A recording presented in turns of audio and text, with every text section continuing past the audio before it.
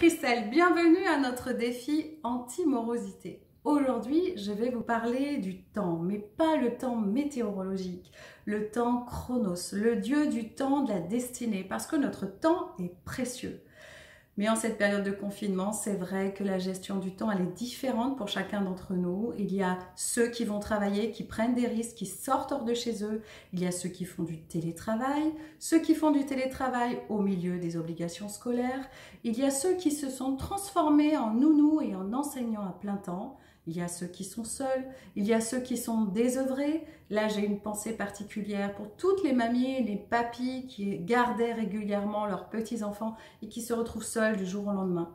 Donc, comme vous voyez, la configuration du temps, elle est différente pour chacun d'entre nous. Pour bien maîtriser le temps et notre journée, on va se fixer des objectifs que je vais vous présenter aujourd'hui. Premier objectif. Qu'ont en commun Winston Churchill, Steve Jobs et Ernest Hemingway? Eh bien, tous les trois se levaient le matin à la même heure. Le fait de se lever à la même heure va créer un rituel, ça va être la puissance du rituel matinal. D'ailleurs, Benjamin Franklin, tous les matins, se posait la même question: que dois-je faire de bien aujourd'hui? Et sa réponse allait alimenter forcément tout le reste de sa journée. Donc, premier objectif, on va se lever à la même heure.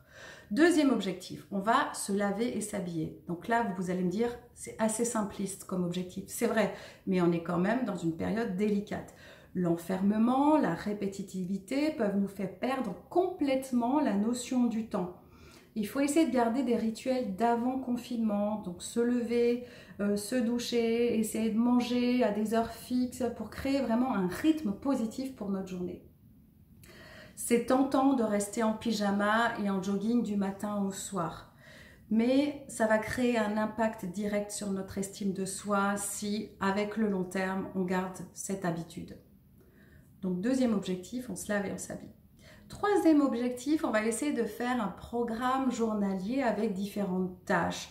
C'est-à-dire de telle et telle heure, peut-être un peu de ménage, de telle et telle heure, un peu de travail, de telle et telle heure, on s'occupe du repas. On va essayer vraiment de compartimenter notre temps avec des rendez-vous à heure fixe qui va créer toujours ce rythme positif. Quatrième objectif, on va s'octroyer des pauses. Et là, j'ai une pensée pour mon amie Laura qui parlait il y a quelques jours avec sa fille Sophia de 10 ans en lui expliquant: c'est pas parce que je suis avec toi toute la journée à la maison que je dois jouer aussi avec toi toute la journée. J'ai besoin de temps pour travailler, j'ai besoin de temps pour moi. À toi d'essayer d'occuper tes journées, de trouver des jeux, et tu as le droit aussi de s'ennuyer. Alors c'est vrai que c'est pas facile de mettre en place ça avec des enfants de bas âge, mais il est nécessaire de faire des pauses dans ce contexte pour pouvoir retrouver l'énergie et surtout le moral. En ce début de chronique, je vous ai parlé de Chronos, mais il y a un autre dieu du temps, c'est Kairos.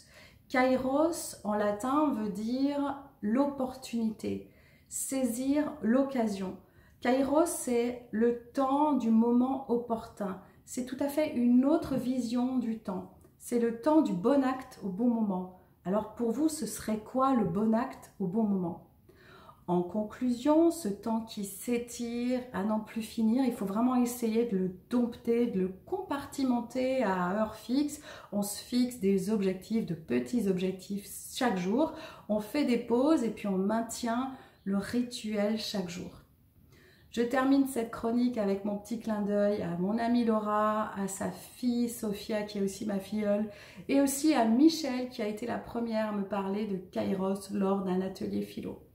Voilà, c'est tout pour aujourd'hui.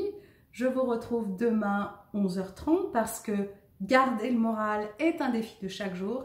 Défi anti-morosité. Très bonne journée à vous.